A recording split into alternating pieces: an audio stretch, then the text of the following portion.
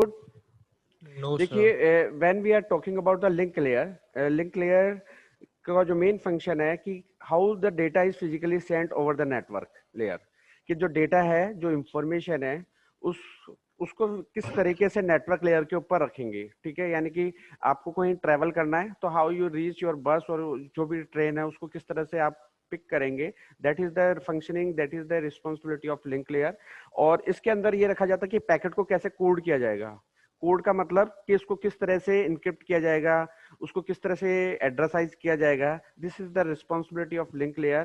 पहला, अगर एक सिंगल लाइन में मेरे से पूछता है what is the responsibility of link layer, तो we can say that how the data will be upload, या उसको किस तरह से सेंड किया जाएगा over the network layer. This is the responsibility of link layer. And we have the number of way कि या तो हम यूज करें इथरनेट को, या हम वाई मैक्स को यूज करें, या वाईफाई को यूज करें, या लॉन्ग रेंज वाईफाई को यूज करें, या जो mobile communication 2G 3G 4G है उसको यूज करते हुए हम हमारे डेटा को, या जो इंफॉर्मेशन है, जो ऑब्जेक्ट्स या जो थिंग्स की बात कर रहे हैं हम इंटरनेट ऑफ थिंग के अंदर, उससे इंफॉर्मेशन को लेकर और उसको पास करें। That is the main functioning of link layer. उसके बाद आपने नेटवर्क लेयर या इंटरनेट लेयर को भी पढ़ा हुआ है। नेटवर्क लेयर और इंटरनेट लेयर के अंदर हम प्रोटोकॉल्स यूज कर रहे हैं। यहाँ पे ये जो इंटरनेट प्रोटोकॉल वर्जन 4 6 यूज किया जा रहा है, और इन सभी का फंक्शन क्या है कि कितने डेटा को या के पैकेट को हम यूज करेंगे। ठीक है, पैकेट जो हम यूज कर रहे हैं लिंक लेयर में, क्योंकि हमने अभी बोला था कि किस तरह से डेटा को अपलोड किया जाएगा या सेंड किया जाएगा ओवर द नेटवर्क लेयर। तो वो पैकेट का साइज क्या है, उसका एड्रेस कितने बिट का हो सकता है, वो रिस्पॉन्सिबिलिटी है IP4 या IP6 की, जिसमें हमको, आप लोगों को पता भी होगा कि जो बिट साइज है जो हम यूज करते हैं 32 या 128, वो हम IP4 या IP6 के अंदर हम यूज करते हैं। यानी कि जो पैकेट है हम यूज कर रहे हैं, जिसको भेज रहे हैं, जिसको हम डील कर रहे हैं, जिसके साथ हम उसको प्रोसेस करवा रहे हैं, वो उसका एड्रेस कितने बिट का है, 32 का है या 128 बिट का है। तो this is the functioning of network layer कि we are providing the protocol in which we are assigning the address of the packets. और पैकेट्स कहाँ से मिलना है हमको, लिंक लेयर से। उस पैकेट्स का एड्रेस कितने बिट का होगा, this is the responsibility of network layer. उसके बाद हमारे पास ट्रांसपोर्ट लेयर है। ट्रांसपोर्ट लेयर के अंदर हमने TCP और UDP, यूजर डेटाग्राम, और TCP का बारे में तो शायद आप सभी को मालूम भी है, ट्रांसमिशन कंट्रोल प्रोटोकॉल हम यूज कर रहे हैं। और ये end to end message transfer capability के लिए यूज किया जाता है। End to end message transfer capability का मतलब क्या होता है, क्या मतलब होता है end to end message transfer capabilities? देखिए, इसकी इसकी रिस्पॉन्सिबिलिटी है 4 चीजों के लिए। पहला जो इसका फंक्शन है कि कोई भी एरर आ रही है, ठीक है, इनको लग रहा है कि यहाँ पे हमको डेटा को सेंड करना था, वो उस जगह पे नहीं जा रहा है, तो ये इस एरर को फाइंड आउट करेगा। सेगमेंटेशन करेगा, जो पैकेट्स है उसको नंबर ऑफ सेक्शन के अंदर डिवाइड करेगा। फ्लो कंट्रोल देखेगा कि किस स्पीड से मेरे को उस पैकेट्स को भेजना है, that is another responsibility of transport layer. और इसके बीच में कि कॉलिजन भी ना हो, कि पैकेट्स आपस में एक दूसरे से कोलाइड नहीं हो, that is the another responsibility of transport layer. तो we can say that the transport layer is responsible to flow of packets between two source to destination. और इसके लिए इसने टोपोलॉजी यूज कर रखी है, इसके लिए कुछ मैथोलॉजी यूज की है, फ्लो कैसे रखना है।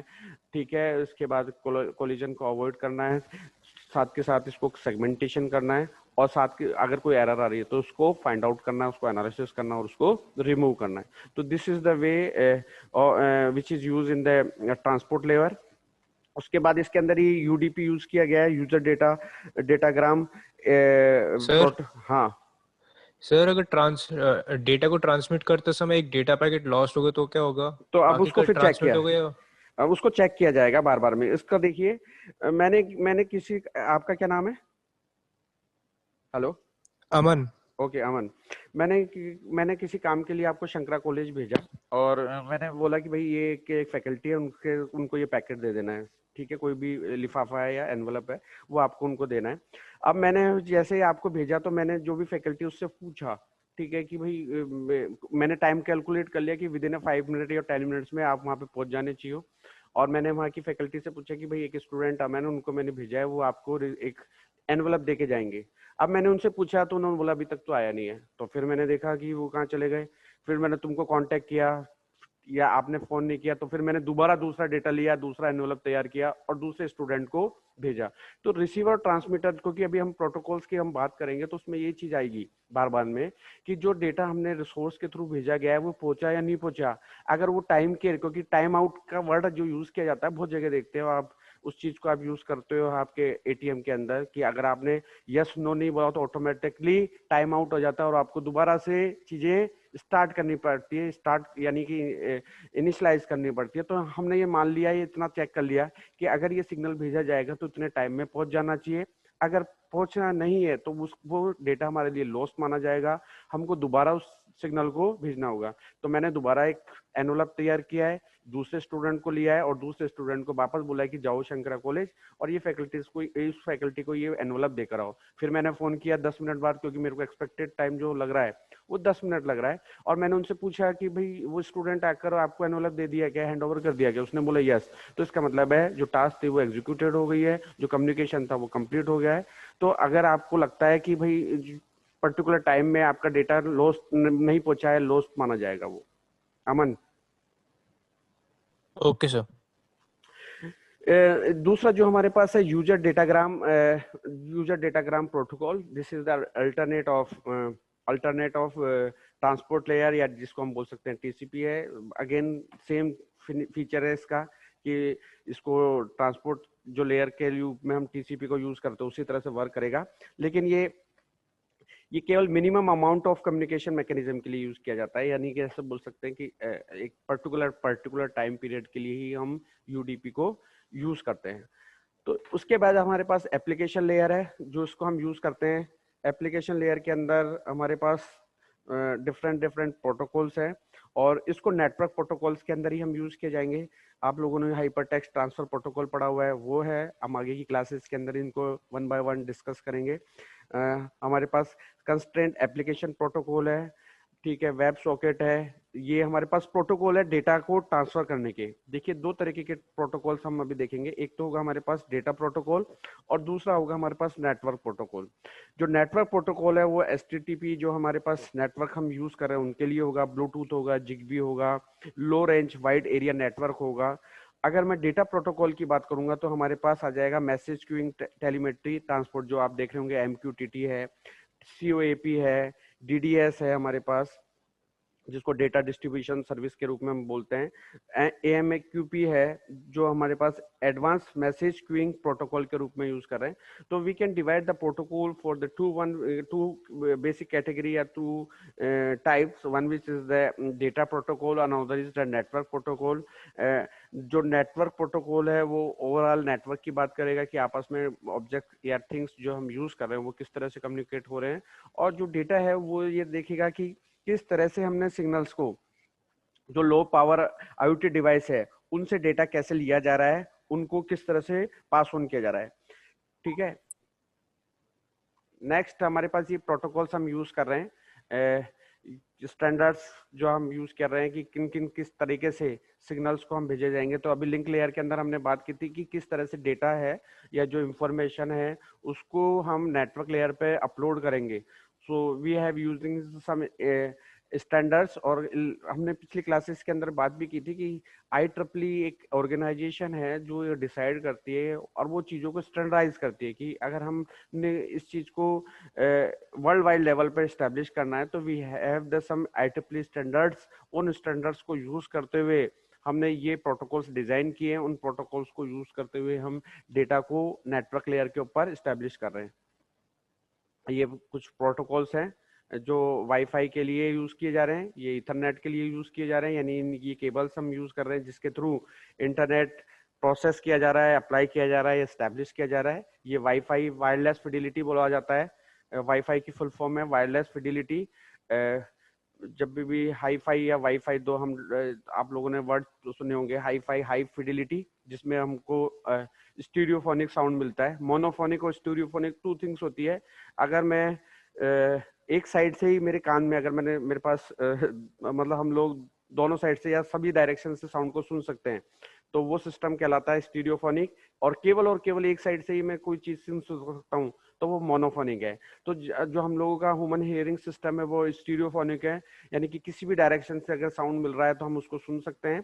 ऐसे ही वायरलेस फिडिलिटी का मतलब हुआ कि इंटरनेट है वो किसी भी डायरेक्शन से आ सकता है, चल सकता है, ओमनी डायरेक्शनल है। ऐसा नहीं है कि केवल इस साइड से सिग्नल भेजेंगे तो ही हम डेटा एक्सेस कर पाएंगे या इंटरनेट को एक्सेस कर पाएंगे। तो जो वर्ड यूज किया जाता है wireless fidelity, which is responsible to give the radiation in all direction, या जिसको हम टेक्निकल टर्म में बोलते हैं ओमनी डायरेक्शनल, उसको हम यूज कर रहे हैं। ये हमारे पास this slide is related to standards for the link layer, और we already know about the objective of link layer कि जो भी डेटा ऑब्जेक्ट के थ्रू सेंस किया जा रहा है फ्रॉम द सराउंडिंग, उस डेटा को आपने नेटवर्क के ऊपर कैसे पहुंचाया और क्यों पहुंचाया है, क्योंकि हम इसको प्रोसेस करना चाहते हैं। इसमें से जो यूजफुल थिंग है, यूजफुल इंफॉर्मेशन है, उसको ग्रैब करना चाहते हैं, क्योंकि हमको इससे रिलेवेंट कोई टास्क को एग्जीक्यूट करवाना है। कोई क्वेश्चन पूछ सकता है या आपको आ सकता है क्रिटिकल थिंकिंग के अंदर कि भाई हम क्यों इस डेटा को प्रोसेस कर रहे हैं या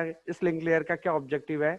तो मैंने यहाँ से कुछ, मेरे पास आपको पढ़ाना था तो मैंने कुछ बुक्स को या कुछ इंटरनेट से कुछ इंफॉर्मेशन देखी आईओटी से रिलेटेड। उसमें से जो जो मेरे को लगा कि हाँ ये फर्स्ट यूनिट या डिजिटल आईओटी डिजाइन से रिलेवेंट अच्छी है, उसको मैंने रखा है और उसको मैं आप लोगों के साथ शेयर कर रहा हूँ।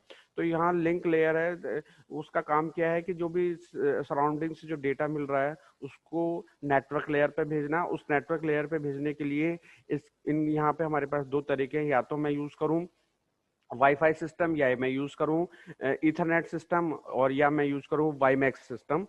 वाईमैक्स की भी फुल फॉर्म में बता देता हूं। माइक्रोवेव सिग्नल्स के लिए हम यूज करते हैं world wide inter operability for microwave access, जिसको हम बोलते हैं शॉर्ट फॉर्म में वाईमैक्स। इस वाईमैक्स का मतलब है कि जो हाई फ्रिक्वेंसी के सिग्नल है या माइक्रोवेव सिग्नल है, माइक्रोवेव सिग्नल है जो 1 गीगाहर्ट्ज पे स्टार्ट होते हैं। जब हम किसी सिग्नल की फ्रीक्वेंसी की बात कर रहे हैं और वो 1 गीगाहर्ट्ज पे काम कर रही है, इसका मतलब है माइक्रोवेव सिग्नल है। जो सैटेलाइट कम्युनिकेशन की हम बात कर रहे हैं, या हम बात करते हैं कि जिसमें हम अर्थ स्टेशन को और इनको यूज कर रहे हैं, तो these are the work on the WiMAX system, या जो फ्रिक्वेंसी हम यूज कर रहे हैं वो वाईमैक्स फ्रिक्वेंसी, ऑपरेटिंग फ्रिक्वेंसी कहलाएगी। ये लिंक लेयर है जो लॉन्ग रेंज के लिए है, ठीक है। सो यहाँ पे ये these are the some characteristics कि किस तरह से लिंक लेयर से जो डेटा है वो नेटवर्क लेयर पे जाएगा। अब यहाँ पे उसके बाद है हमारे पास नेटवर्क लेयर या internet layer, responsible for sending of IP datagram from source to destination network. अब यहाँ पर हमने अभी बात भी की है कि किस तरह से जो डेटा है उसको सेंड आउट किया जाएगा सोर्स से डेस्टिनेशन पे। ये एड्रेसाइज करेगा पैकेट्स को। उस पैकेट्स को एड्रेस करने के इसके पास दो मेथड है, या तो ये इंटरनेट प्रोटोकॉल यूज करे वर्जन 4 या इंटरनेट प्रोटोकॉल यूज करे वर्जन 6। अब इन दोनों में डिफरेंस क्या है कि जो इंटरनेट प्रोटोकॉल 4 है वो उसका जो एड्रेस का जो साइज आएगा वो 32 होगा, और अगर हमारे पास इंटरनेट प्रोटोकॉल वर्जन 6 यूज किया तो इसके अंदर हम 128 बिट भी यूज कर सकते हैं। तो we can use that 32 bit as well as 128 bit to addressize the packets which we want to transfer from source to destination. अब यहाँ पे साफ लिखा हुआ है सेकंड टर्म के अंदर, perform the host addressing end packet routing. Packet routing is the another way जो नेटवर्क लेयर के थ्रू या इंटरनेट लेयर के थ्रू हो रहा है कि किस तरह से डेटा जो भेजा जाएगा उसका रूट क्या होगा, उसको किस तरह से भेजा जाएगा। आप लोगों ने शायद पढ़ा भी होगा पैकेट स्विचिंग और सर्किट स्विचिंग जो कम्युनिकेशन में यूज की जाती है कि हमारे पास नंबर ऑफ पाथ है किसी जगह जाने के लिए, तो कौन सा पाथ हम फॉलो करेंगे। तो स्विचिंग जो हम यूज करते हैं वो वर्ड यूज किया जाता है कि जो वे है सिग्नल्स को या इंफॉर्मेशन को सेंड करने का वो कौन सा होगा, उसका पाथ कौन सा होगा। तो this is also decide by the network और इंटरनेट लेयर। तो हमने अभी दो चीजों को पढ़ा, link layer and the network layer. Network link layer में केवल डेटा लिया जा रहा है, नेटवर्क लेयर में उस डेटा को का पैकेट बनाया जा रहा है, साथ में साथ उनका पाथ डिसाइड किया जा रहा है, ठीक है। उसके बाद हमारे पास प्रोटोकॉल जो अभी हमने बात की कि IP4 है वो 32 बिट को यूज कर रहा है और IP6 है वो 128 बिट एड्रेस को यूज किया जा रहा है। अब हमारे पास ट्रांसपोर्ट लेयर जो थर्ड लेयर हमने बात की, provide end to end message transfer capability independent of the underlying network. इसका फंक्शन था कि किस तरीके से हमने जो एंड टू एंड मैसेज को ट्रांसफर किया जा रहा है, उसके अंदर हमने 4 चीजों की बात की थी।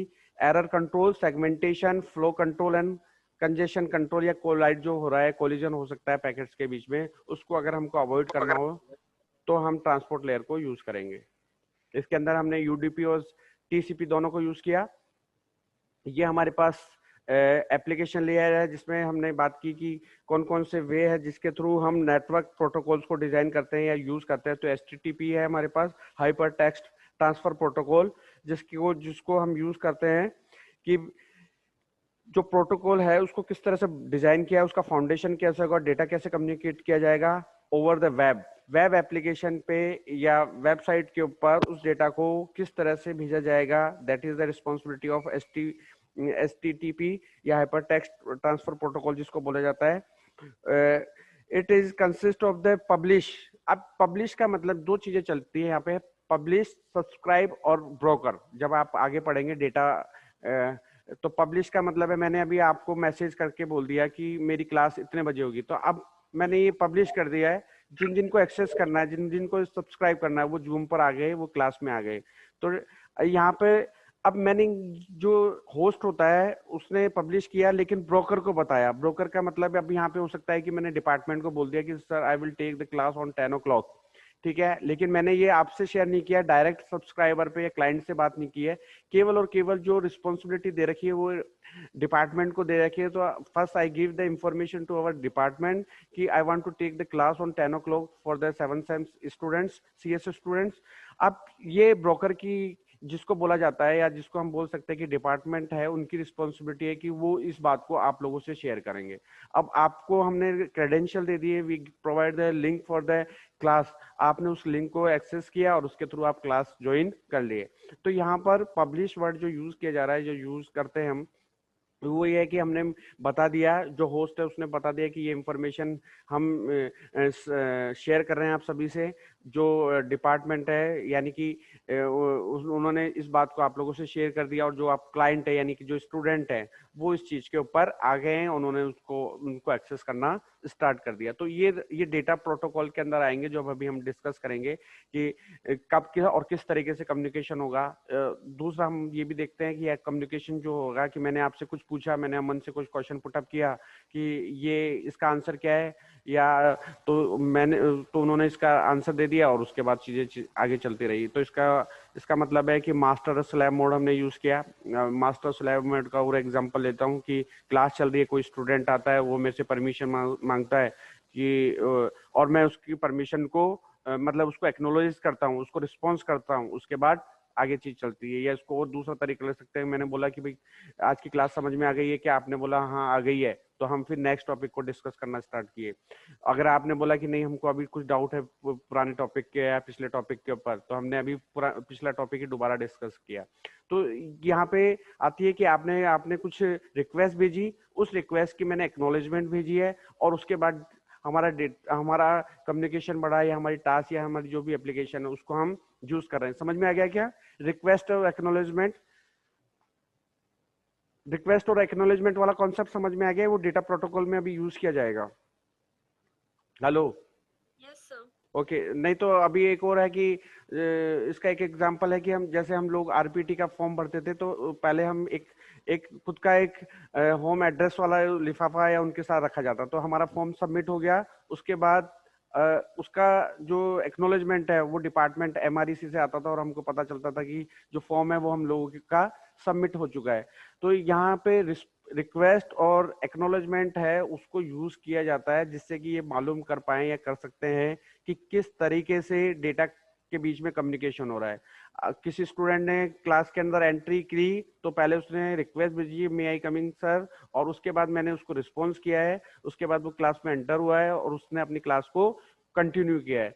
तो ये भी हम यूज करेंगे कि कोई ऑब्जेक्ट है और object want to share the data with another device, तो ऐसे नहीं कि डायरेक्टली बोल देगा कि ठीक है मैंने तो बोल दिया था। वो सबसे पहले रिक्वेस्ट करेगा दूसरी डिवाइस से कि मेरे को कुछ डेटा है आपसे शेयर करना है दूसरी डिवाइस से, और उसकी एक्नॉलेजमेंट उस डिवाइस से उस होस्ट को मिलेगी या सोर्स